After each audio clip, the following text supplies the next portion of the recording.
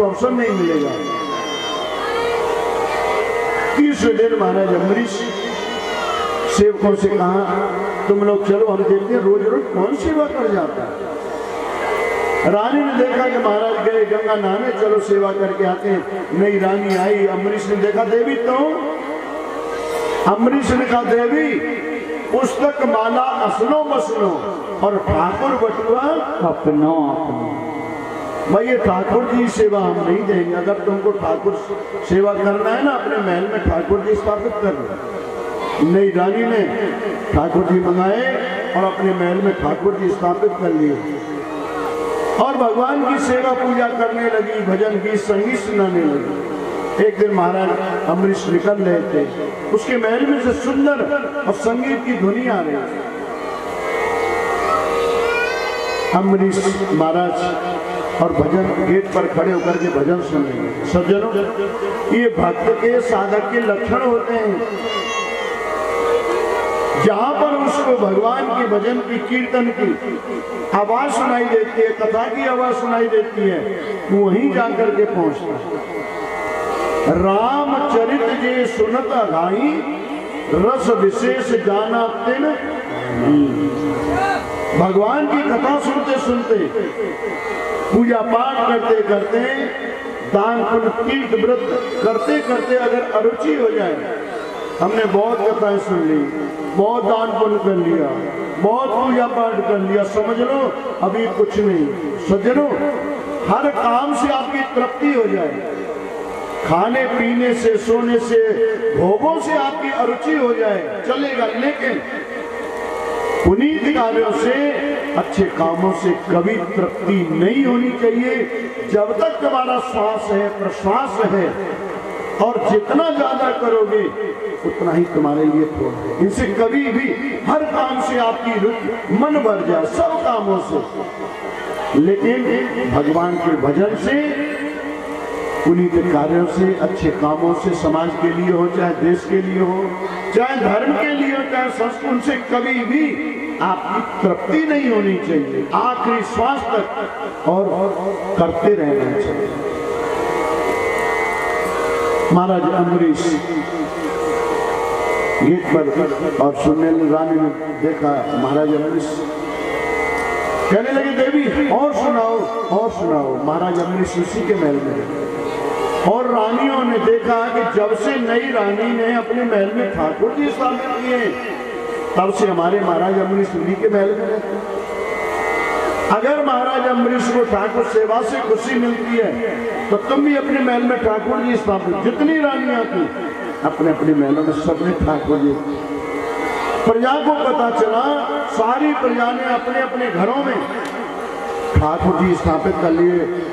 पूरा राज अम्बरीश का भक्तिमय हो गया। सज्जनों, आप भी अपने घर में एक ऐसा समय निकालो, सभी घर परिवार के सदस्य, बहू बेटा, नन्हे मुन्ने प्यारे पोती पोते, सभी एकत्रित होकर के और घर में आरती करें, भजन कीर्तन करें। सज्जनों, जिस घर में ऐसा होता है उसमें देवताओं का ज्यादा वास होता है, उस घर में ऋषियों की चेतना घूमती रहती है। क्यों? जिस भूमि पर जो कर्म किया जाता है उसके अणु परमाणु और वहां पर विराजमान रहते हैं। बहुत से सज्जन प्रश्न करते हैं, बोले महाराज जी, जब हम संत गुरुओं के आश्रम में जाते हैं, मंदिर में जाते हैं, तो बड़ी शांति मिलती है, और घर में आकर के वही अशांति हो जाए, इसका कारण क्या है? आप मंदिरों में जाते हो, संत महापुरुषों के आश्रम में जाते हो, वहां सुबह से ही और आरती भजन पूजा पाठ कीर्तन सत्संग अब आगे चलता रहे। तो जिस भूमि पर जो कर्म किया जाता है उसके अणु परमाणु वहां मौजूद रहते, आने वाले जीव के मन पर वो इफेक्ट असर करते। आपने राम कथा में सुना होगा, भगवान राम जब वनवास में विचरण कर रहे थे, एक जगह की मिट्टी ऐसी आई, भगवान राम ने लखन से कहा, भाई लखन, इस मिट्टी को अपने पास में रख लो। लखन ने उस मिट्टी को पोटली में बांधा, कंधे पर चलने लगे। लक्ष्मण के मन में विचार आया, अरे वनवास तो राम सीता को दिया है, तुम इनके पीछे वैसे ही जंगल जंगल भटक रहे हो। और जैसे इस मिट्टी की पोटली को अपने से विलग कर दे, अलग कर दे, राम सीता के प्रति उनका प्रेम उमड़ गया और उस पोटली को अपने पास में रखे राम सीता के प्रति विरोध हो। लक्ष्मण ने विचार किया ये कारण क्या है। भगवान राम से पूछा, महाराज जब इस मिट्टी की पोटली को मैं अपने कंधे पर रखता हूं तो आपके प्रति द्वेष हो जाता है, और जब पोटली को मैं अलग रख देता हूं आपके प्रति प्रेम उमड़ने लग जाता है। ऐसा क्यों? भगवान राम ने कहा, बोले लखन ये जिस जगह की मिट्टी है ना, ये मिट्टी का दोष है। बोले महाराज मिट्टी में ऐसा कौन सा दोष है? बोले जिस जगह की मिट्टी है ना वहां पर सुंद उपसंग नाम के 2 राक्षस रहा करते। उन्होंने ब्रह्मा जी के इतना तपस्या भजन किया और ब्रह्मा जी को खुश किया। महाराज वरदान के लिए कहा कि हम अमर हो गए। ब्रह्मा जी ने कहा भाई ये वरदान तो नहीं मिलेगा अमरता का, और कुछ वरदान मांग लो। सुंद उपसंग ने कहा महाराज फिर आप हमको ये दे दो, हमारी जो मृत्यु हो ना दोनों भाइयों के आपसी झगड़े के कारण हो और किसी कारण से हमारी मृत्यु ही नहीं हुई। क्यों? सुंद उपसंग ने विचार किया हम दोनों भाइयों में इतना प्रेम है, हम जीवन में कभी लड़ाई झगड़ा कर नहीं सकते। ब्रह्मा जी ने कहा था देखा अब तो हम अमर हुई। क्यों? हम दोनों भाइयों में कभी झगड़ा होगा नहीं तो हम कभी मरेंगे और अहंकार होगा। अनाचार अत्याचार जब करने लगे भगवान ने तिलोत्तमा नाम की अप्सरा को वहां भेजा। युवती के रूप में देखा, एक भाई कहने लगा देवी तुम्हारा घर कहाँ है? उस युवती ने कहा मेरा तो कोई भी घर नहीं है। अच्छा तुम्हारा कोई घर नहीं है, आज से तुम हमारे घर वाले। दूसरे भाई ने देखा कहाँ है भाई? मेरे घर वाली तेरी भाभी है। दूसरा कहने लगा भाई संभल के बोलना, कि मेरे घर वाली तेरी भाभी है। वो कहने लगा नहीं मेरे घर वाली तेरी भाभी है, और वो कहने लगा मेरे घर तेरी भाभी। दोनों आपस में झगड़ा करने लगे।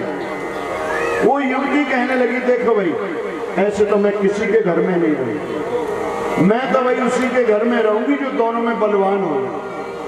अब उसको पाने के लिए दोनों भाई आपस में झगड़ा करने लगे और लड़ाई झगड़ा करते करते वहीं समाप्त हो गए। बोले लखन उस मिट्टी के अंदर भी वही राग द्वेष बैर भाव के अणु परमाणु मौजूद है, इस वजह से तेरे मन में वो असर हो जाता। कहने का मतलब जिस भूमि पर जो कर्म किया जाता है उसके अणु परमाणु वहां मौजूद रहते हैं, आने वाले जीव के मन पर वो असर करते हैं। तो सज्जनों अपने घर को ऐसा बनाओ, एक समय तो कम से कम सभी घर परिवार के सदस्य चाहें, हम ये नहीं कह रहे तुम 1 घंटा करो, आधा घंटा करो, 10 मिनट के लिए जितना तुम्हारे पास समय है, 10 मिनट है, 15 मिनट है, 50 मिनट है, कम से कम। और सभी घर परिवार के सदस्य एकत्रित होकर के और भगवान का भजन कीर्तन आरती पूजा करो, तो फिर देखना उस घर में कितनी शांति होती है, उस घर में कितनी बरकत होती है। आज अमरीश का पूरा राज और भक्तिमय हो, घर घर आरती भजन पूजा पाठ कीर्तन होने लगा। और महाराज अमरीश ने 1 साल का एकादशी का अनुष्ठान लिया, और एकादशी का जब उद्यापन करने चले कभी कभी सजा तिथि गड़बड़ हो जाती है। एकादशी का व्रत द्वादशी में खुलना जरूरी होता है, लेकिन उस समय द्वादशी थोड़े समय के लिए थी, त्रयोदशी का योग लगने जा रहा है। अम्बरीश ने दुर्वासा ऋषि को आमंत्रित किया, लेकिन दुर्वासा ऋषि को समय का भान नहीं रहा और त्रयोदशी का योग लगने वाला। ब्राह्मणों ने कहा महाराज द्वादशी में अगर व्रत नहीं खुला और त्रयोदशी का अगर योग लग गया तो महाराज 1 साल का एकादशी का व्रत आपका निष्फल हो जाए। अम्बरीश ने कहा मैंने तो एक ब्राह्मण को निमंत्रण दिया। बोलिए वृंदावन बिहारी लाल की जय। हमारे छीतर से जो चुलावली से, इनका भी बड़ा सुंदर भाव, इन्होंने भी पिछले साल और अपने घर पर सप्ताह भागवत बचवाया था। अपने पत्नी बच्चों को लेकर के भागवत भगवान का, व्यास जी का स्वागत सम्मान बहुत सुंदर। ऐसे भाव इनका संतों के प्रति, भगवान के प्रति, धर्म के प्रति, संस्कृति के प्रति बना रहे और ऐसे ही ये पुनीत कार्यों में और भाग लेते रहे। बोलिए वृंदावन बिहारी लाल की जय। हम आपको वर्णन कर रहे थे कि ब्राह्मणों ने कहा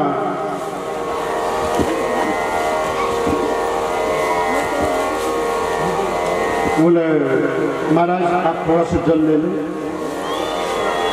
और व्रत आपका खुल जाएगा, व्रत खुल जाएगा और त्रयोदशी का दोष मिलेगा। मैंने तो एक ब्राह्मण को निमंत्रण दिया।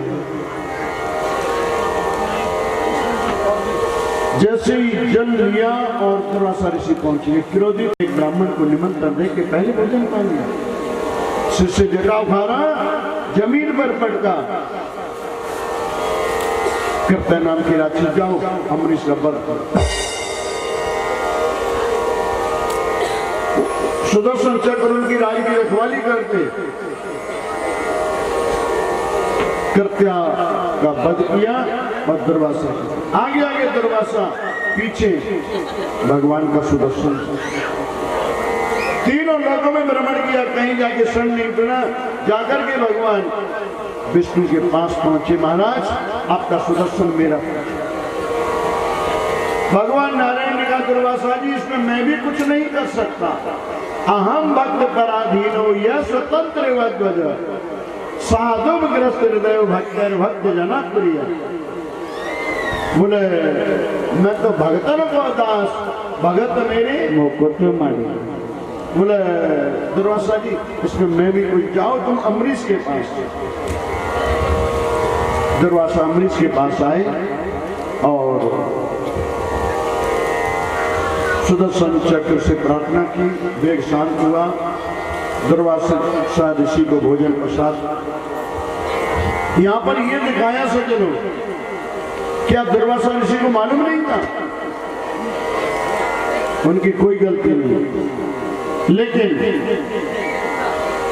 दुर्वासा ऋषि भगवान की भक्ति का प्रचार प्रसार करना चाहते हैं और सब लोगों को ये बताना चाहते हैं कि भगवान की भक्ति में इतनी शक्ति है कि दुर्वासा जैसे ऋषि भी कुछ बिगाड़ नहीं सकते। वही बात सुखदेव महाराज परीक्षित को उपदेश करते हुए कहते हैं, राजन तुम्हारे अंदर भी जब भगवान की भक्ति की शक्ति आ जाएगी तो काल तक्षक तुम्हारा कुछ बिगाड़ नहीं सकता।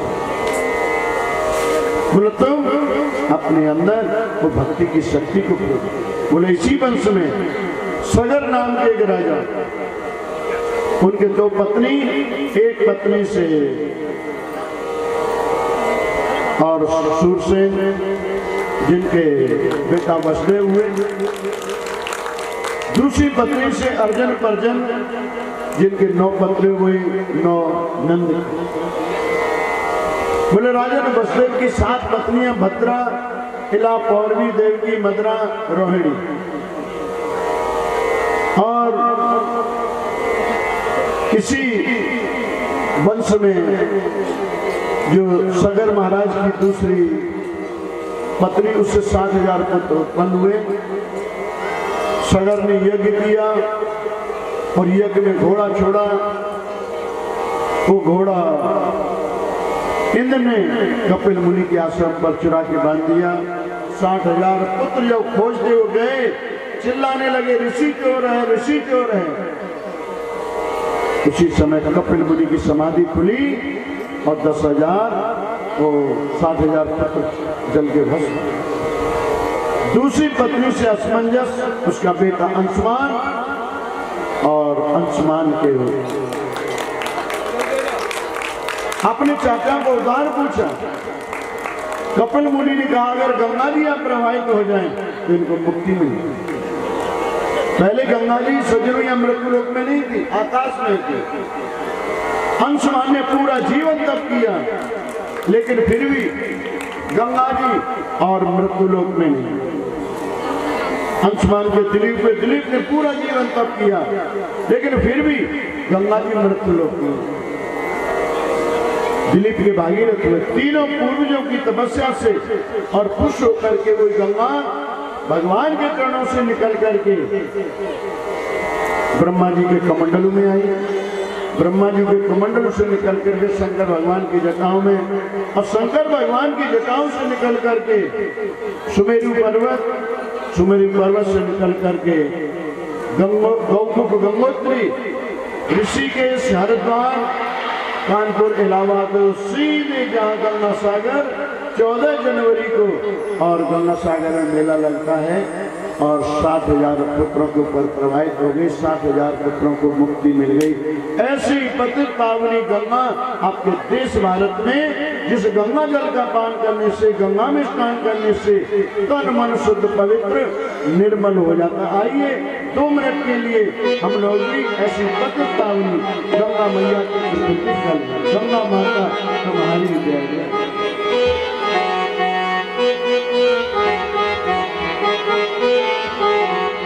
गंगा माता तुम्हारी जय जय हो, गंगा माता तुम्हारी जय हो, गंगा माता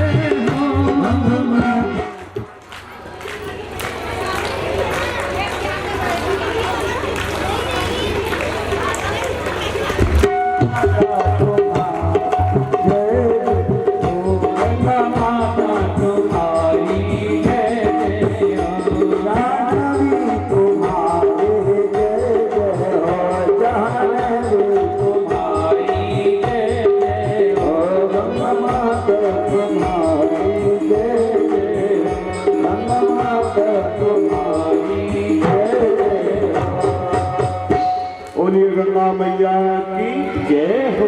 ऐसी पवित्र पावनी गंगा आपके देश भारत में, जिस गंगा जल का पान कर गंगा में स्नान कर मन शुद्ध पवित्र निर्मल हो जाए। इसी वंश में राजन और रघु और इसी वंश में महाराज दशरथ और दशरथ के 3 रानियां, लेकिन संतान कोई। मनुष्य की जब कोई समस्या होती है संत गुरुओं के पास जाकर के निवेदन। आज महाराज दशरथ को गुरु वशिष्ठ याद आए, गुरु वशिष्ठ के पास पहुंचे को 3 रानियां, संतान कोई नहीं। एक बार वो पाते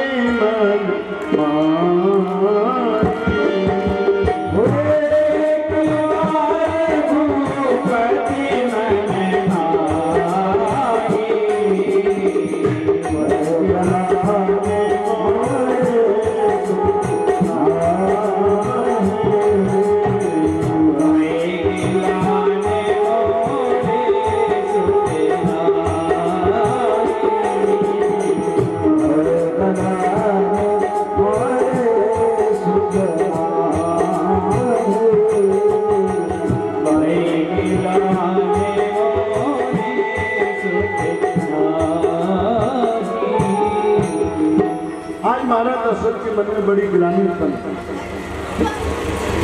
3 रानियां, संतान कोई नहीं। गुरु वशिष्ठ के पास बोलते 3 रानियां, संतान कोई नहीं। गुरु वशिष्ठ ने कहा, बोला राजन तुम्हारे यहाँ 4 पुत्रों का जन्म है, ये तीनों लोगों में विदित होंगे, लेकिन इसके लिए तुमको कुछ प्रतीक्षा करनी पड़ेगी, धैर्य धारण करना पड़ेगा। संग ऋषि को बुलाया, पुत्र का में यज्ञ किया। यज्ञ जब संपूर्ण हुआ उसमें से अग्निदेव खीर का चरू प्रसाद लेकर के प्रकट हुए महाराज दशरथ। और दशरथ महाराज ने इसका बंटवारा किया। रामायण में तो वर्णन आता है महाराज ने 2 भाग किए, एक भाग कौशल्या को, लेकिन दूसरे भाग में से 2 भाग किए सुमित्रा के। लेकिन एक वर्णन ऐसे भी आया है कि महाराज दशरथ 3 बराबर भाग किए, कौशल्या सुमित्रा के। लेकिन सुमित्रा का जो भाग हिस्सा एक चील गिद्धाया लेके चला, जहां अंजना मां शंकर भगवान के ध्यान में बैठी, परिचय की, प्रसाद दिया, और वही प्रसाद मां अंजना ने पाया, उसी के हनुमान जी। बोला हनुमान जी महाराज की जय हो। जब सुमित्रा का प्रसाद चला गया, कौशल्या कहने लगी, बहन अभी मैंने झूठा नहीं, आधे भाग में शहादत तुमको दे। के कहने लगी, बहन मैंने भी झूठा नहीं, आधे भाग में शहादत तुमको दे। सुमित्रा ने कहा, बहन अपने अपने भाई में से आधा भाग दिया है। अगर मेरे यहाँ 2 पुत्रों का जन्म हुआ, एक पुत्र तुम्हारे पुत्र की सेवा में, एक पुत्र तुम्हारे पुत्र की सेवा में सौंप दो। 3 रानियों ने प्रसाद पाया, 3 रानियां गर्भवती हुई। वैसे परमात्मा कभी गर्भ में नहीं आते सज्जनों, एक आभास होता है, और परमात्मा का तो अवतरण होता है। और अवतरण भी कहाँ? गीता में भगवान कृष्ण ने वचन दिया है, यदा यदा धर्मस्य ग्लानिर्भवति, जब जब धर्म का यास अधर्म की वृद्धि होती है, तब तब मैं अपने रूप को प्रकट करता हूँ। उसी को वो स्वामी तुलसीदास जी महाराज ने रामायण में वर्णन किया है कि भगवान का अवतार कब होता है? जब जब होई धर्म के, जब जब होई धर्म की हानि,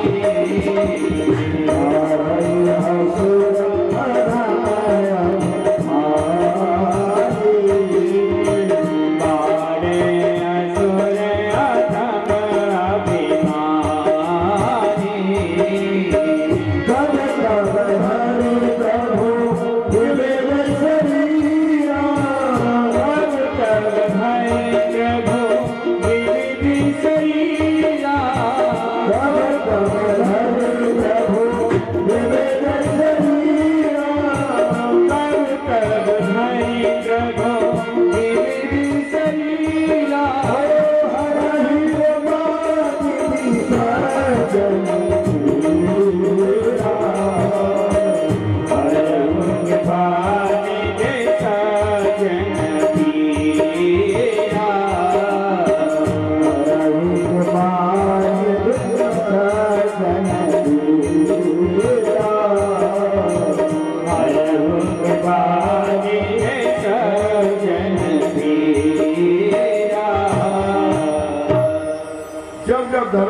धर्म तब भगवान अपने रूप को प्रकट कर। आज वही समय चैत्र का महीना 9वीं तिथि दिन के 12 बजे और भगवान का अवतरण होता। आज वही सुंदर अवसर चैत्र का महीना, इसी 9वीं तिथि को और दिन के 12 बजे भगवान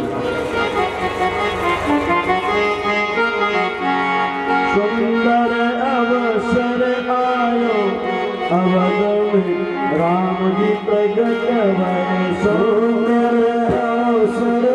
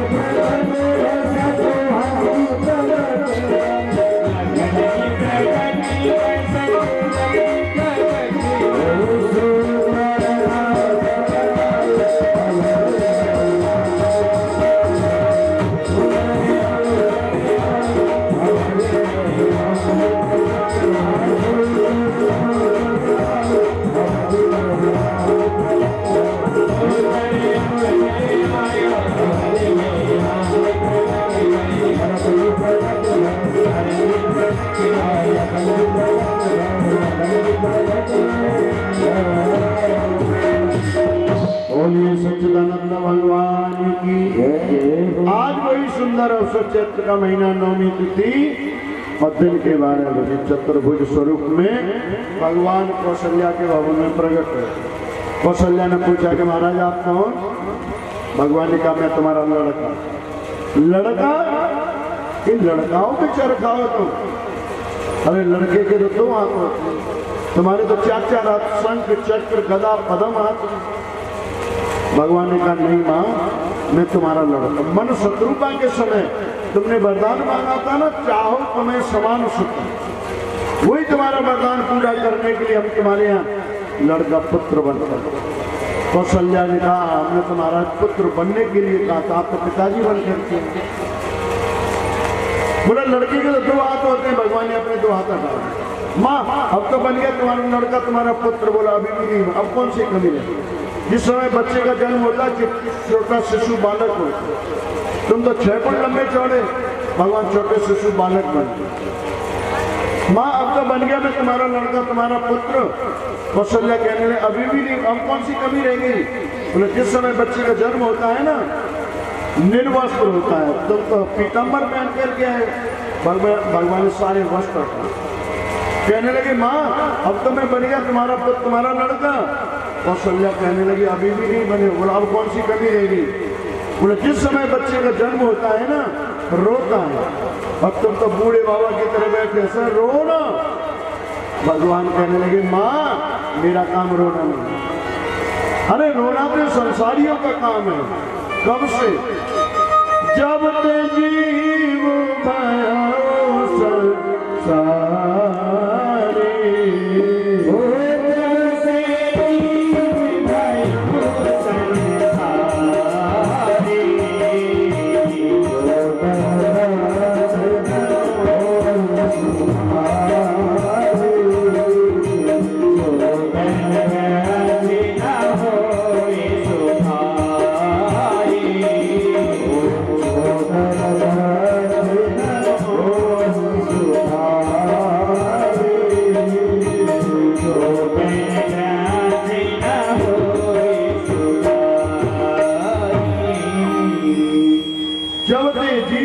संसारी और छूटन ग्रंथ न होए सो।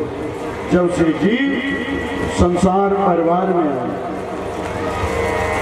तब से इसके जीवन में जड़ चेतन की गांठ होती है, और जब तक ये गांठ नहीं खुलेगी जीव का रोना धोना दूर नहीं। भगवान कहने लगे माँ मैं तो संसार को हंसाने के लिए नहीं। अरे रोना तो संसारियों का काम है। हमने भी बचपन में देखा था, जब से संतों में आए ना, पता नहीं क्या होता क्या, लेकिन जब बचपन में देखा था जिस समय कन्या की विदाई होती है ना, सब घर परिवार के सदस्य रोते। एक कन्या की विदाई हो रही थी, सभी घर परिवार के सदस्य रो रहे थे। तो जिस कन्या की विदाई हो रही थी ना, उसकी एक बहन थी पिंकी, वो अपनी मम्मी से पूछने लगी मम्मी हम अपनी बहन को विदा करते समय सब घर के सदस्य रो रहे हैं, ये सामने जीजा जी क्यों नहीं रो रहे? अब तो हमारे घर के सदस्य हो गए, इनको भी हमारे स्वर में स्वर मिला के रोना चाहिए कि नहीं? लेकिन वो मम्मी अपनी बेटी पिंकी को समझाते हुए कहने लगी बेटी पिंकी हम तो तेरी बहन को विदा करके सब लोग शांत हो जाएंगे, लेकिन इस बेचारे को तो जीवन भर रोना। दाल ला दरिया ला लहंगा ला हरिया ला। भगवान कहते माँ मेरा काम रोना नहीं। अरे रोना तो संसारियों का काम है, मैं तो हंसाने के लिए आया हूँ। लेकिन कौशल्या कहने लगी महाराज आप नहीं रोगे ना, अयोध्या वासियों को कैसे पता चलेगा कौशल्या के लाला? ये कौशल्या कौन है? कौशल्या भक्ति है, दशरथ ज्ञान है। ज्ञान में उस परमात्मा को हंसाने की शक्ति है और भक्ति में उस परमात्मा को रुलाने की शक्ति है। दूसरे कौशल्या कहती है महाराज नहीं रोगे ना, अयोध्या वासियों को पता कैसे चले?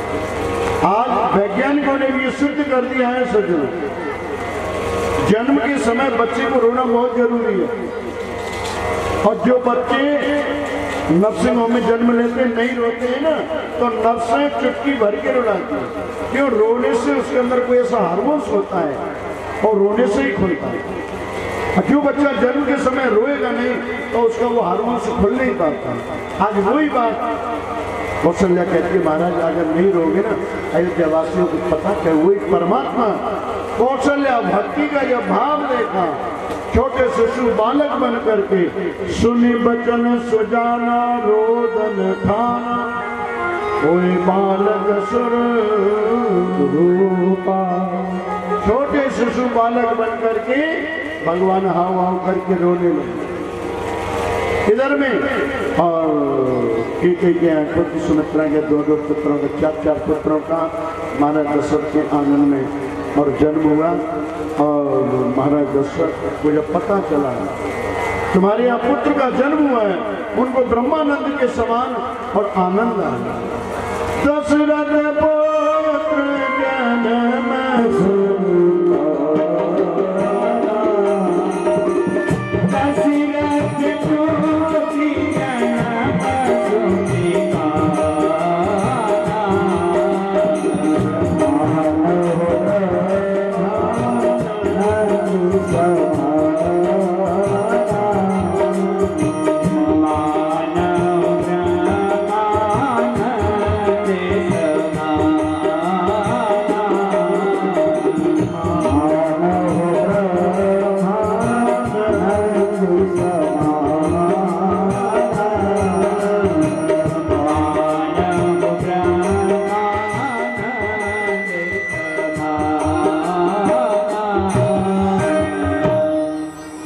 पुत्र जन्म का काना मानव ब्रह्मानंद। महाराज दशरथ ने कानों से जब सुना कि तुम्हारे यहाँ पुत्र का जन्म हुआ है तो उनको ब्रह्मानंद के समान। लेकिन ध्यान देना, कभी कभी हम लोग अर्थ का अनर्थ कर देते। श्लोक चौपाई दृष्टांत कहानी का अर्थ कुछ और होता है। आप लोग व्यवहार में अगर लगाओगे तो उस अर्थ बदल जाएगा, जबकि अर्थ उसका कुछ और है। जैसे यहाँ पर कथा चल रही है ना, ऐसे ही एक जगह कथा चल रही, सभी लोग बड़े भाव से कथा सुनने आते। एक माता जी अपने पति से कहने लगी, देखो वहां बच्चू सिंह जी एकादशी के उद्यापन के अवसर के दिन सुंदर भागवत की कथा बचवा रहे हैं। अरे कम से कम 4 दिन की कथा हो रहे, आप यहाँ बैठे रहते हो, कम से कम वहाँ कथा में जाओगे तब कुछ न कुछ पल्ले पड़ेगा। अरे वो बैठना तो वहाँ भी है, खाली बैठना ही है, लेकिन कोई न कोई शब्द कथा आपके समझ में आ जाए तो हो सकता है आपका जीवन आनंद की ओर चले जाए। वो सज्जन कहने लगे, हमको कोई कथा होता नहीं सुन, तुम ही जाओ कथा सुनने, और जब स्वर्ग में जाओगी ना हम तुम्हारा ही पल्ला पकड़ेंगे। लेकिन ध्यान देना सज्जनों, वहाँ कोई किसी का संगी साथी नहीं होता। ये जीव अकेला आता है और अकेला यहाँ से जाता है। जीव अकेला आता है और अकेला ही जाता है। अपना कर्म और अपना साथ होता है, वहाँ कोई किसी का संगी साथ। बोलिए वृंदावन बिहारी लाल की जय।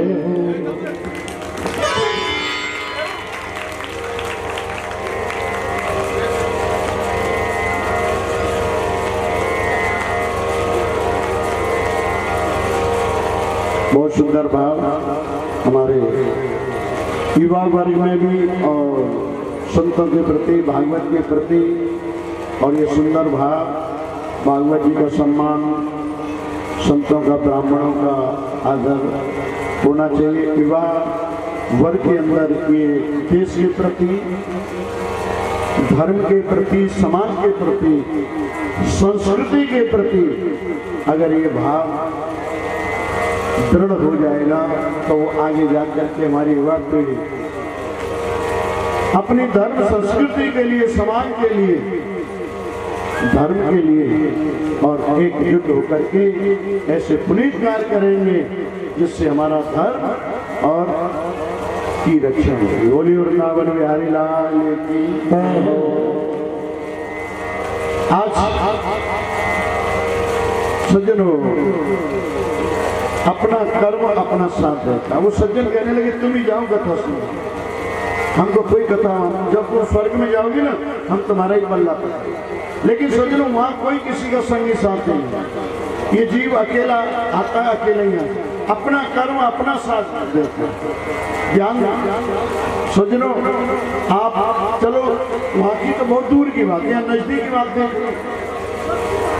अगर अगर पत्नी खाना खा ले क्या पति की भूख मिटती है? पति अगर खाना खा ले क्या पत्नी की भूख मिटती है? दोनों को अलग अलग खाना पड़ता है। जब यहाँ लोक व्यवहार में काम नहीं चलता है तो भाई परलोक में कैसे काम चल जाएगा? अपना कर्म अपना साथ देगा। पत्नी समझाने लगी तो श्रीमान जी आए और कभी सत्संग कथा में गए नहीं थे। माता तो माताओं में आकर बैठ के श्रीमान जी गेट पर उधर खड़े हो गए और उसी समय यही प्रसंग चल रहा था, दशरथ पुत्र जन्म सुनकाना मानव ब्रह्मानंद समान। वो सज्जन की एक आंख खराब थी और जिसकी एक आंख खराब होती है हमारी लोकल भाषा में क्या कहते हैं उसे सज्जनों? काना। हाँ वैसे ही थे, एक आंख खराब थी। जब महाराज ने चौपाई बोला ना दशरथ पुत्र जन्म सुनकाना मानव ब्रह्मानंद समान, वो सज्जन विचार करना, अरे ये कैसा व्यास, बताओ भगवान ने काना तो हमको बना ही दिया लेकिन सारे गांव के लोगों को बाहर लोगों को बता रहे हैं देखो काना कथा सुन के आया, काना कथा है। ऐसे महाराज की कथा सुनना चाहिए। लौट के वापस चले। दूसरे पत्नी ने देखा कि पतिदेव तो दिखाई नहीं देते। घर जाकर पूछा अपने कथा नहीं सुना रहे, ऐसे महाराज की कथा सुनना चाहिए। काना तो भगवान ने हमको बनाई थी लेकिन सब लोगों को बता रहे देखो काना कथा सुनने आया है काना। पत्नी ने समझाया कि आपको काना नहीं कह रहे, वो तो प्रसंग ही ऐसा था। दशरथ पुत्र जन्म महाराज दशरथ ने कानों से सुना ब्रह्मानंद की साक्षियां। हम तो दूसरे दिन फिर समझा बुझा करके आई। माता जी तो माताओं में आगे वो शिवानी फिर गेट पर खड़े हो गए। प्रसंग आगे बढ़ चुका। बाली सुग्रीव का प्रसंग चल रहा था। भगवान राम ने बाली को समझाया भाई और सुग्रीव का हिस्सा दे दे, उसकी पत्नी को वापस कर दे, लेकिन बाली ने नहीं माना। और यहाँ भगवान बाली से कहते हैं मूड अत्वय अस्य अभिमाना और नार सिखावन करसन खाना। फिर खाना शब्द आगे वो सज्जन विचार करने लगे महाराज हमको कह रहा मूड अभिमानी, नार सिखावन करसन खाने, इसका मतलब हमारी पत्नी ने इनको बताएंगे, इनको क्या मालूम। आज हम देखेंगे बड़े रोज रोज कहते हैं चलो कथा सुनने चला। पत्नी ने देखा आज भी दिखाई नहीं देते। घर जाकर के पूछा, इतने में उनको झाड़ दिए। कहने का मतलब सज्जनों चौपाई श्लोक कहानी का अर्थ कुछ और होता है, आध्यात्मिक दृष्टि से लगाओगे, लेकिन लोक व्यवहार में लगाओगे उसका अर्थ बदल जाएगा। अगर नहीं समझ में आए किसी विद्वान महापुरुष का सानिध्य मिले और शंका का समाधान कर लेना चाहिए, अर्थ का अनर्थ नहीं करना चाहिए। यहाँ पर महाराज दशरथ के 4 पुत्रों का जन्म हुआ, अनेक प्रकार के दान पुण्य किए। नामकरण राम भरत लखन शत्रुघ्न और विश्वामित्र को पता चला। विश्वामित्र आए, विश्वामित्र राम लक्ष्मण को लेकर के गए और मारीच स्वभाव बेगिन में यज्ञ डालते और स्वभाव का वध किया। बगैर फर का बाण मारीची में 100 योजन दूर जाके समुद्र किनारे। उसी समय महाराज जनक ने सीता के स्वयंवर की घोषणा कर दी, जो इस धनुष को तोड़ेगा और वो सीता से नाता जोड़ेगा। सभी राजा महाराजा वहाँ और एकत्रित हुए और धनुष तोड़ने के लिए। धनुष टूटना तो बहुत दूर की बात, किसी से उठा भी नहीं। तजऊ आस निज निज रह जाऊ लिखान विद वैदे विवाहो। महाराज जनक के मन में बड़ा संताप हुआ, लेकिन लक्ष्मण को क्रोध आया। राम जी ने कहा भाई लखन गुस्सा तो हमको भी है, लेकिन जब तक गुरु जी आज्ञा नहीं कि हम आगे कैसे बने।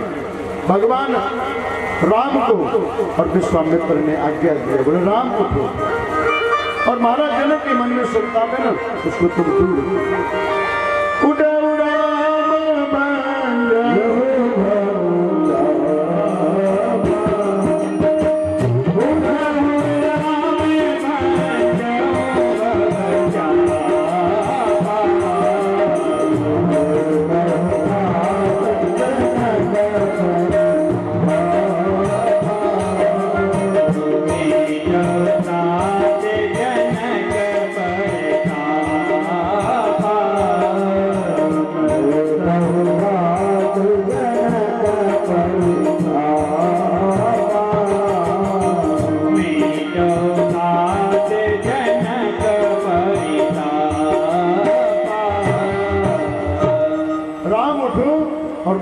के मन में संताप दूर किया। राम जी उठे और धनुष के पास पहुंचे, डोरी चढ़ाया धनुष के।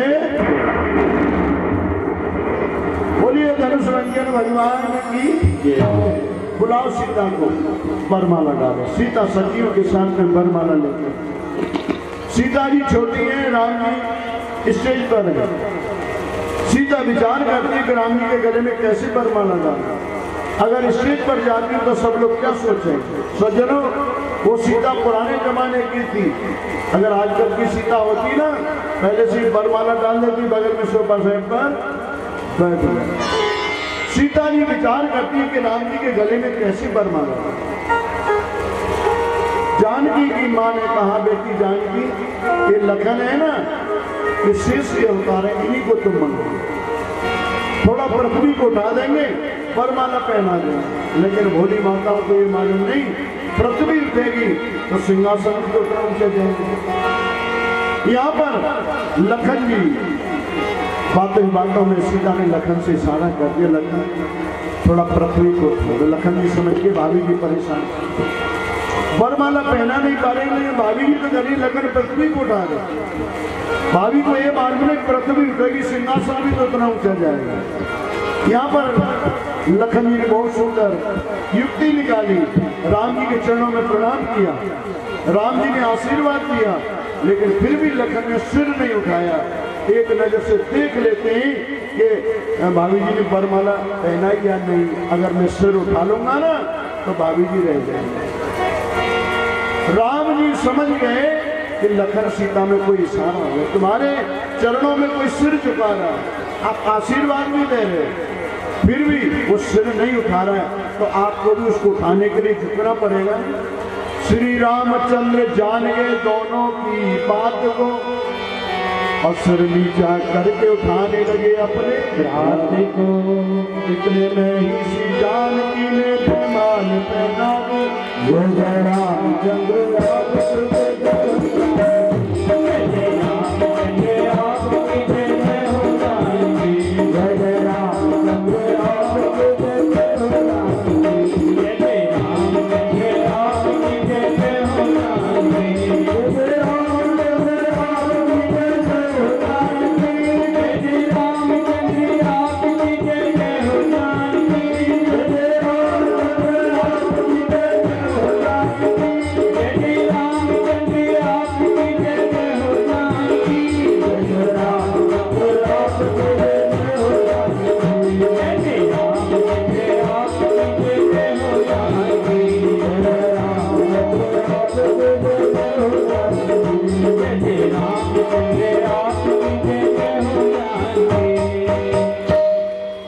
बोलिए सियावर रामचंद्र की।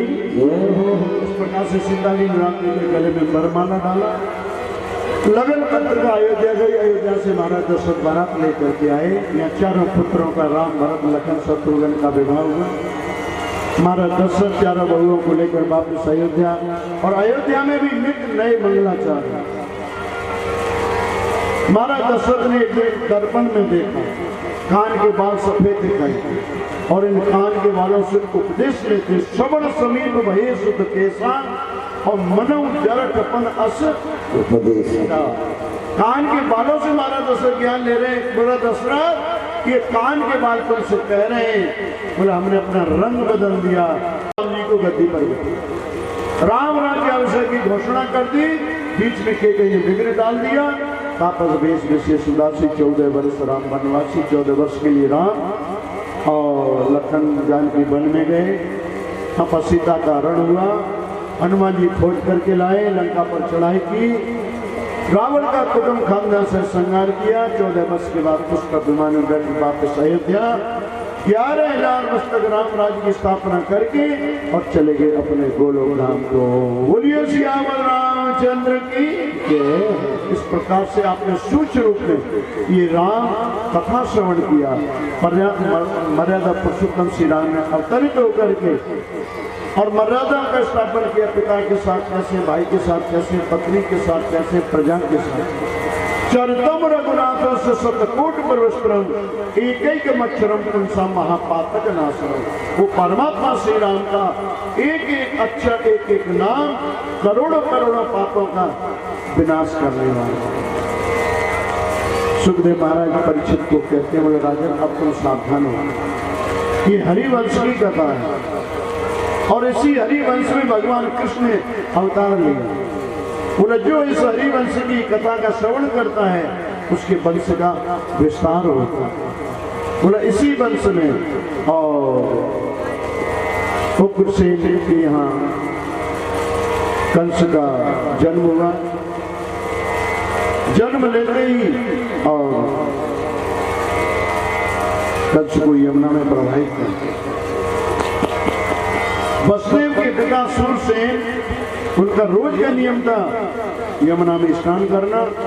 यमुना स्नान करने आए, देखा एक बालक, उठाया ले गए, पत्नी को बताया देखो एक बेटा हमारे वसुदेव है, दूसरा यमुना मैया में और गए।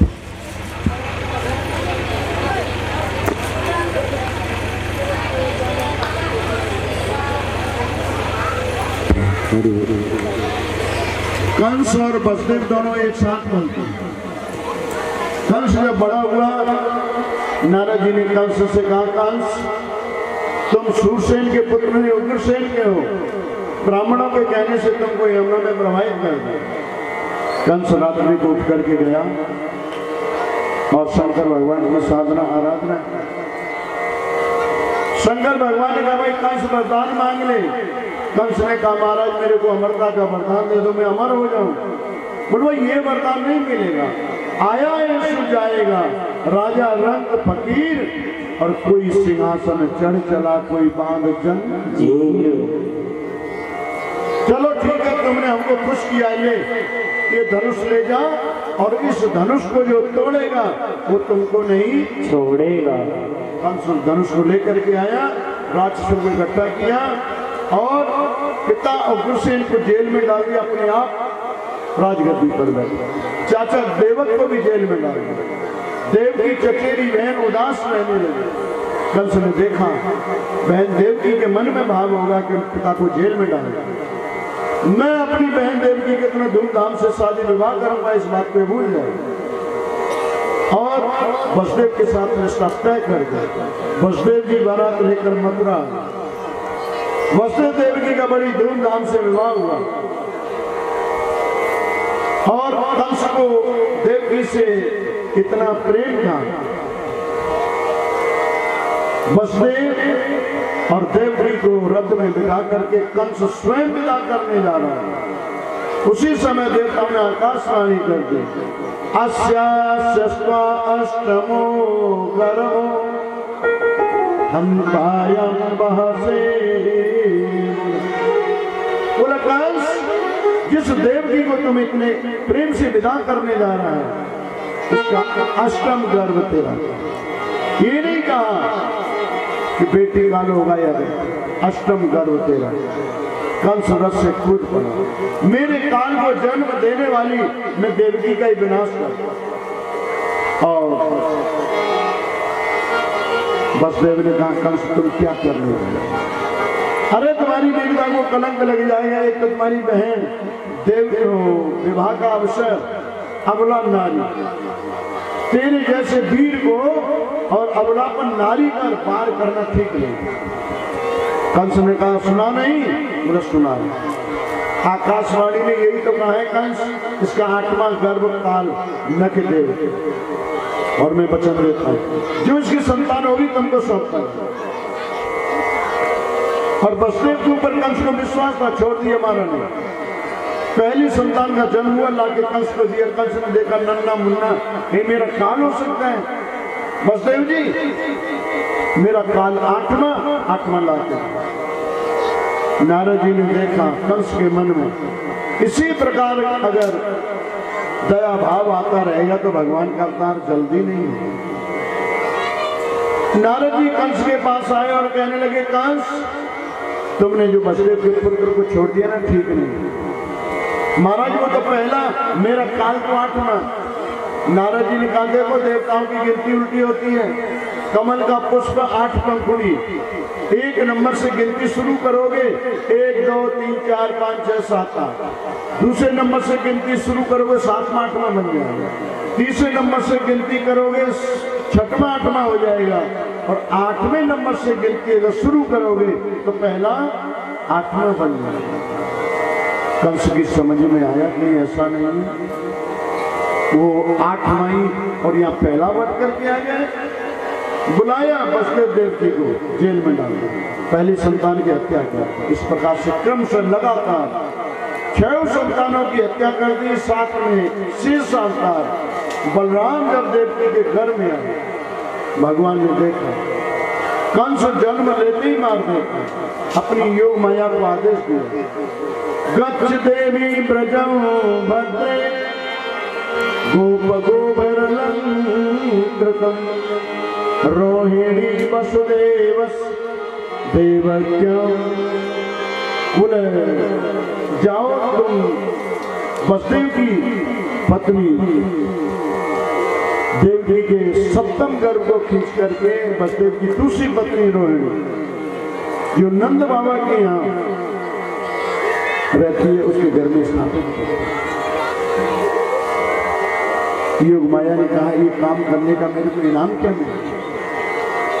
बोले तुम्हारे जगह जगह मंदिर बने, जगह जगह तुम्हारे स्थान बनेंगे, भद्रकाली दुर्गा मैया वैष्णवी के नाम से तुम पूजी जाओगे। योग माया ने और पूरे ब्रज में अपना अधिकार स्थापित कर दिया। देवकी के 7वें घर को खींच करके और वसुदेव की दूसरी पत्नी रोहिणी के घर में रखा। जाकर के सेवकों ने बताया महाराज देवकी का 7वां घर छीनो। बड़ा खुश हुआ, मेरा कान पहले ही मान। और वही 8वें साक्षात भगवान देवकी के जब घर में आए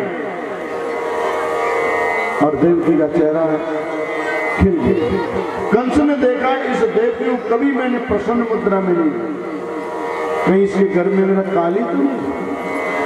दूसरे क्षण विचार करने लगा वो नन्ना मुन्ना मेरा क्या बिगाड़ सकता। नारद जी कंस के पास आए और कहने लगे कंस अब तुम सावधान हो जाओ, 8वां आने वाला। आज वही समय जो भगवान का दिया हुआ वचन, यदा यदा धर्मस्य ग्लानिर्भवति भवति भारत।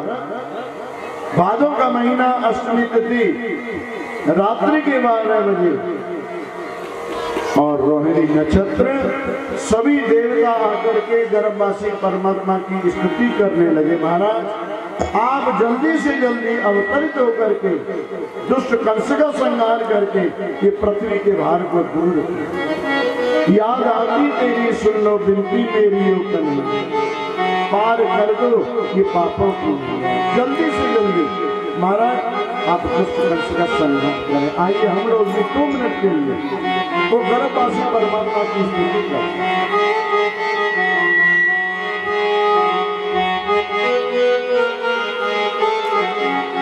याद आती तेरी सुन लो विनती मेरी ओ कन्हैया, पार कर दो ये पापों की। याद आती तेरी सुन लो विनती मेरी ओ कन्हैया, पार कर दो ये पापों की नैया। याद आती तेरी सुन लो विनती मेरी ओ कन्हैया, पार कर दो ये पापों की नैया। याद आती तेरी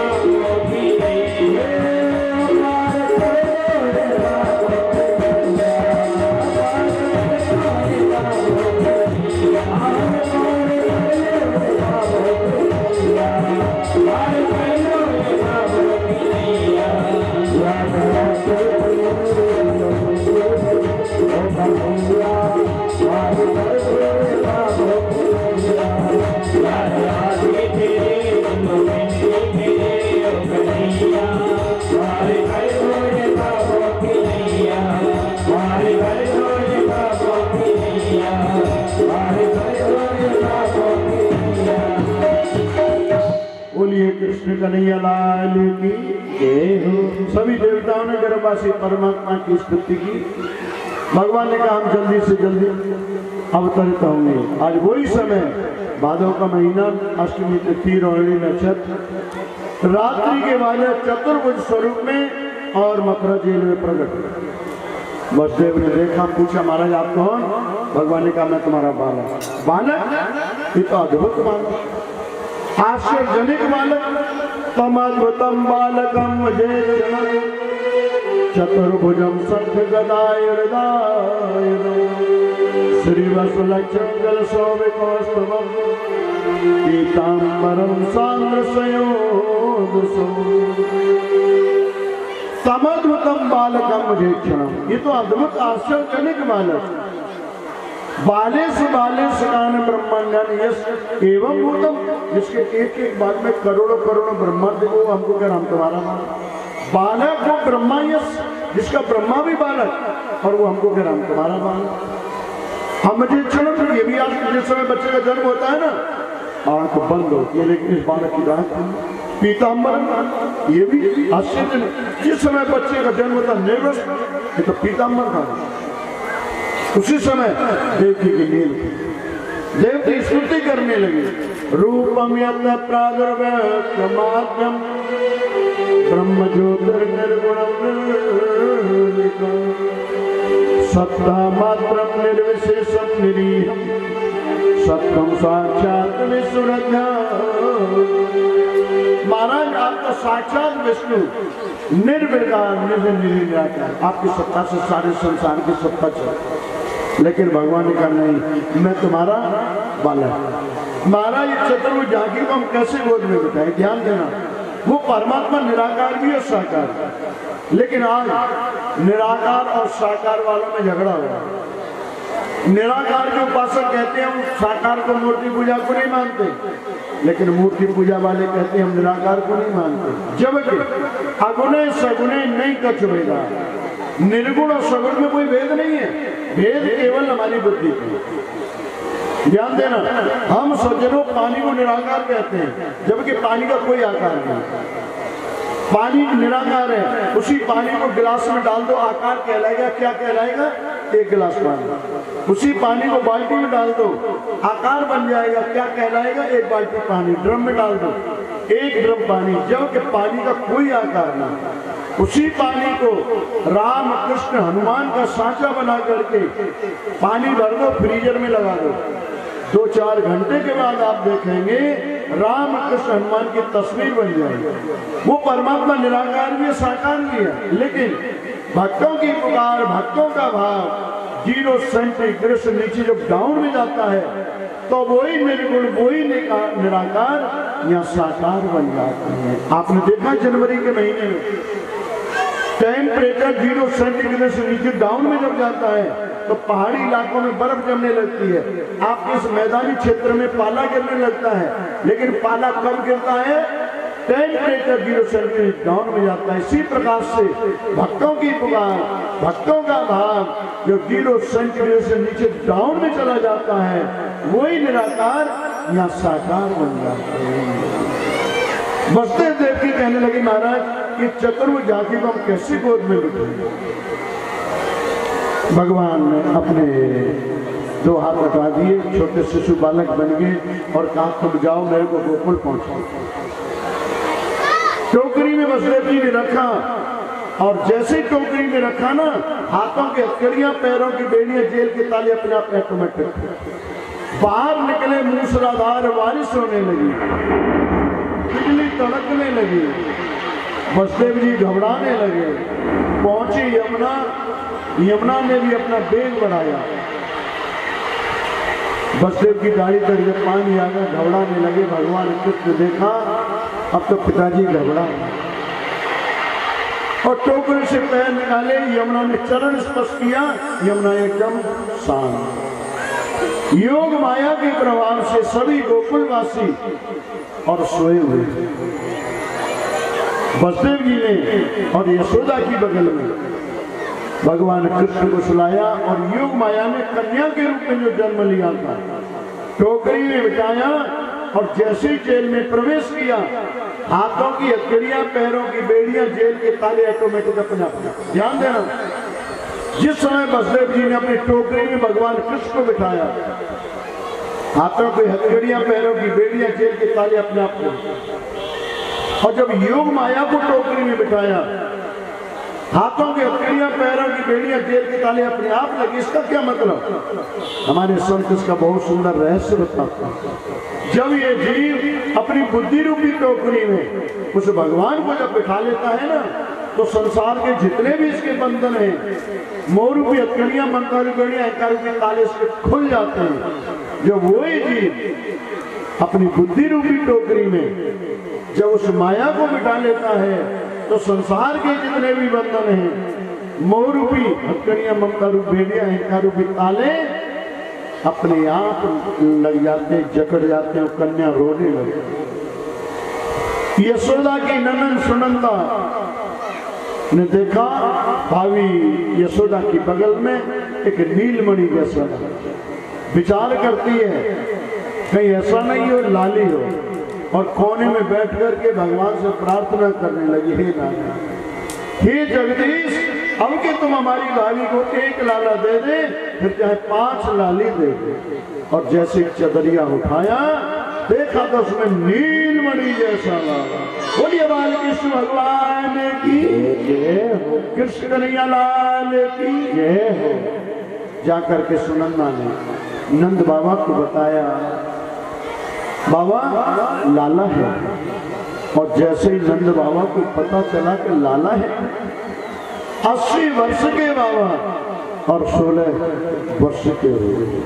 आज बहुत सुंदर उत्सव भागवत के माध्यम से भगवान कृष्ण का प्राकट्य, नंद महोत्सव। और ऐसे ही अगर परमात्मा हमारे जीवन में अगर प्रकट हो जाए, तो मनुष्य जीवन का जो लक्ष्य है, मनुष्य जीवन का जो कर्तव्य है, वो पूर्ण हो जाएगा। कल भगवान कृष्ण की वाल लीलाओं का वर्णन उखल वंदन और आखिरी में गोवर्धन की पूजा, 56 प्रकार का, और भगवान को भोग लगेगा। आपका शरीर तो सजनो यहाँ गांव धर्मपुर में बैठा होगा, लेकिन भजन के माध्यम से हम आपको 7 रोज की गोवर्धन की परिक्रमा और पूजा का भी आपको लाभ दिलाएंगे। तो सजनों 4 दिन निकल चुके हैं, आपके पास में 3 दिवस हो रहे हैं, और ज़्यादा से ज़्यादा संख्या में आकर के उस कथा का रसमान करते हुए अपने जीवन को धन्य बनाने का प्रयास करें। लेकिन बहुत से सज्जन कहते हैं, महाराज जी क्या करें, हमको तो मालूम ही नहीं, हमारा पूरा जीवन खाने पीने सोने में निकल गए, अब पछताए क्या होते हैं जो चिड़िया चुप गई। लेकिन हमने कहा कोई बात नहीं, जितना तुम्हारा जीवन निकल गया उसको भूल गए, लेकिन जितना शेष बचा है उसको तो कम से कम संभाल लो। लेकिन कमी आती है, देखने सुनने में आता है, लोग भूत भविष्य की चिंता में लग जाते हैं। पहले जो हमारे जीवन में घटनाएं हो गई, पहले हमारे जीवन में जो हादसे हो गए, क्यों नहीं होनी चाहिए,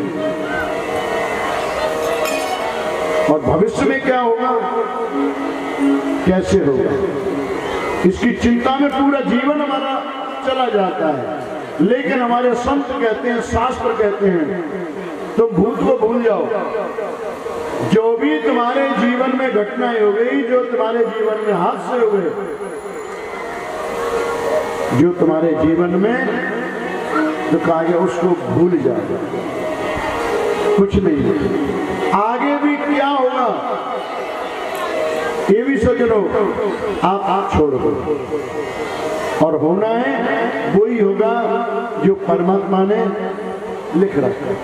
लेकिन आप वर्तमान को संभाल लो, तो आपका भूत भविष्य अपने आप समझ जाएगा। लेकिन कमी आती है, हम भूत और भविष्य को बनाने में लग जाते हैं, लेकिन जब तक हमारा भूत भविष्य बन नहीं पाता है और इतने वर्तमान बिगड़ जाए, लेकिन जिसका वर्तमान बिगड़ गया सज्जनों, उसका भूत भविष्य भी बिगड़ गया। और जिसका वर्तमान संभल गया, उसका भूत भविष्य भी अपने आप संभल गया। जितनी तुम्हारी उम्र निकल गई कोई बात नहीं, लेकिन जितनी उम्र शेष बची है उसको तो कम से कम संभाल लो। पूरा लाभ नहीं होगा, कुछ न कुछ लाभ तो जरूर होगा। वो यहाँ पर हमको एक नट वाली बात याद आ जाए। एक नट किसी राजा के दरबार में खेल करने गया और राजा बड़ा कंजूस था, नट को टालता रहा, तुम्हारा खेल आज कराएंगे, कल कराएंगे। और ऐसे करते करते महीनों में नट ने मंत्रियों से कहा, महाराज हमारे पास खर्चा पानी समाप्त हो गया है और नहीं तो हम दूसरे राज्य में खेल करने जाएंगे। मंत्रियों ने राजा से कहा, महाराज अगर नट बगैर खेले ये यहाँ से चला जाएगा ना तो हमारे राज्य की बदनामी है। आप बिल्कुल इनाम मत देंगे, हम चंदा कलेक्शन उबराई करके नट को इनाम दे देंगे। राजन के ठीक नट का खेल शुरू, सभी नगर निवासी नट के खेल को देखते हैं और खेल करते करते नट को 3 घड़ी रात्रि निकल गई, 1 घड़ी रात्रि शेष रही, लेकिन राजा ने कोई इनाम नहीं दिया। नट की पत्नी नट से कहती है, रात घड़ी भर रह गई, पिंजर था के आए, कहे नाट सुने नाटनी मधुरा का। ये नट हमको अपनी मधुर ताल बजाते रहती रात्रि में, 3 घड़ी 1 घड़ी रात्रि, खेल बंद करो। नट कहता है, बहुत गई थोड़ी रही, थोड़ी भी बीती जाए, कहे नाट सुन नाटनी ताल में भाग। अरे 3 घड़ी रात्रि निकल गया, 1 घड़ी रात्रि शेष रही है, जो हमारी ताल चल रही है ना चलने दो। ये दोहा जब राजकुमार ने सुना, सोने का खेल किया नट में नाम। राजा ने राजकुमार से पूछा, राजकुमार ने बताया, पिताजी आप खर्चा पानी कुछ देते नहीं थे, लेकिन मैंने विचार किया पिता की हत्या कर दो और स्वयं राजा बन जाओ। जब नट का दोहा सुना, बहुत गई थोड़ी रही, पिताजी विचार बदल गए। पिताजी बूढ़े हैं और थोड़े देर के दिन के हैं, जो पिता की हत्या के कलंक नहीं थे। पिताजी अगर नट ये दोहा ना बोलता ना तो हो सकता मैं ऐसा काम कर बैठा। कहने का मतलब जितनी उम्र तुम्हारी निकल गई कोई बात नहीं, उसको जितनी शेष बची, चाहे 10 सजिए 5, 50, 100 वर्ष, उसको तो कम से कम संभालो, अच्छे कामों में लगा लो, पूरा लाभ ले, कुछ न कुछ लाभ तो जरूर होगा। बोलिए कृष्ण कन्हैया लाल की, बाल कृष्ण भगवान की जय। आज सभी गोपियों को जब पता चला, सभी गोपियां और यहाँ बधाई ले लेकर के आती हैं और पूरे ब्रज में और सभी जय जयकार हुई है। नंद बाबा भी अनेक प्रकार की और सबको बधाइयां लुटाते हैं। वही नंद उत्सव आपके इस गांव धर्मपुर में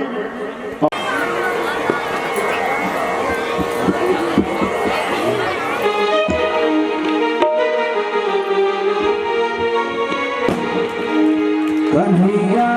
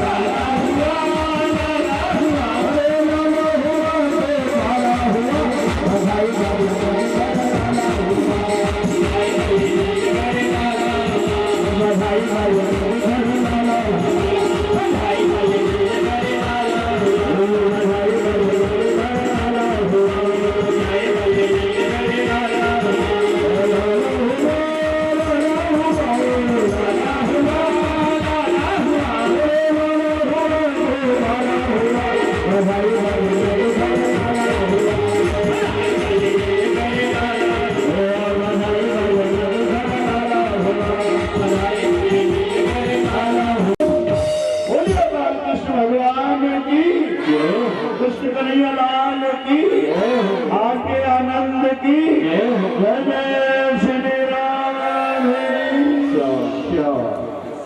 बहुत सुंदर पावन पल हमारे साथ सूक्ष्म रूप में बाल कृष्ण भगवान का पूजन, कल भगवान की कृष्ण की बाल लीलाओं का वर्णन, सुंदर सुंदर कथाओं के माध्यम से आप अपने जीवन को आनंद प्रयास करें। हरि ओम सहस्रशी हरि ओम सस्तेनो फिरवसी वहिते वहितं जजायो। गुरुवार कृष्ण भगवान की, वृंदावन में हरिलाल की। रेली पार करके नाई पीछे से उठ करके आकर के जो रास्ता बुलाना, दोनों हाथ उठा करके अगर आपको श्याम को बुलाना है झूमते हुए, और जैसे नंद बाबा यशोदा की भगवान ने खुशी दी और कोई खुशी और किसी दिन हमारे घर में भी हो, उसी भाव को लेकर के आप सभी और उसको समय समय मेरी खुशियों में रहो दीवाना, मेरे जैसे नहीं कोई भी दीवाना।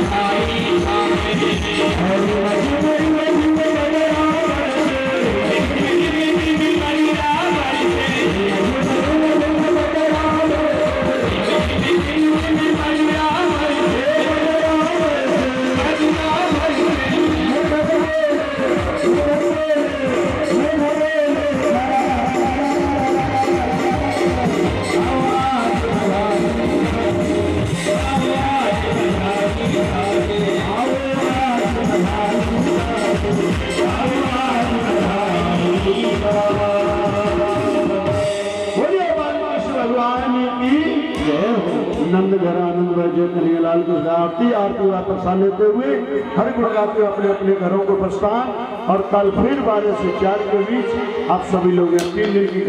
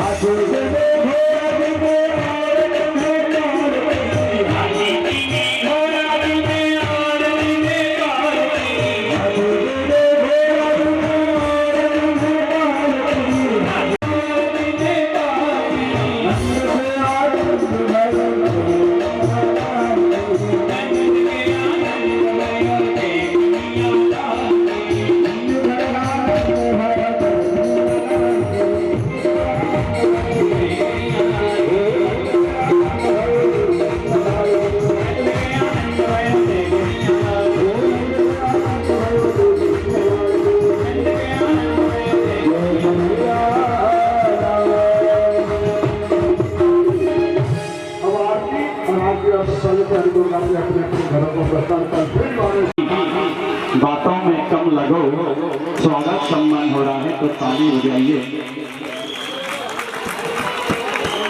ताली वो बजा रहा है जिसकी जान होती है, अकड़े रहना तमोर बेटी पहचान होती है। सज्जनों, जब सम्मान होता है तो ताली बजती रहनी चाहिए। ताली बजने से हमेशा बहुत सारी बीमारियां दूर होती है।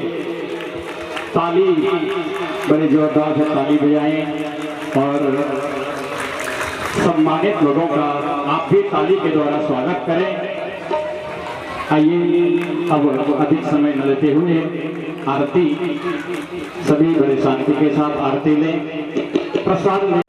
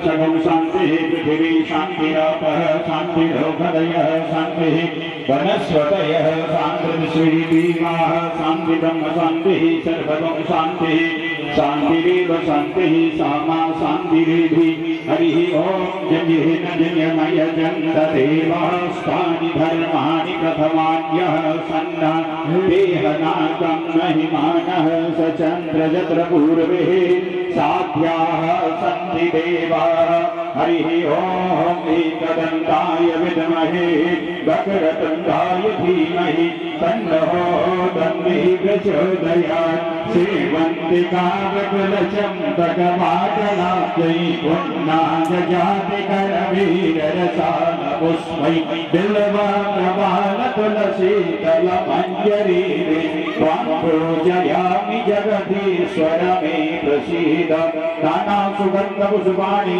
यथा कालोद्भवानि च पुष्पाञ्जलिमया दत्तं त्रिहारा परमेश्वर मन्त्रपुष्पाञ्जलि समर्पयामि भगवते श्री पुराण पुरुषोत्तमाय नमः। बोले श्रीमद्भागवत महापुराण की जय श्री महाराज की भगवान की दादा सर्वेश्वर भगवान की वृंदावन बिहारी लाल की राजभरण की गुरुदेव भगवान की जय जय श्री राधे जय जय श्री राधे जय जय श्री राधे श्याम। आरती पीछे चला दीजिए, सभी आरती ले।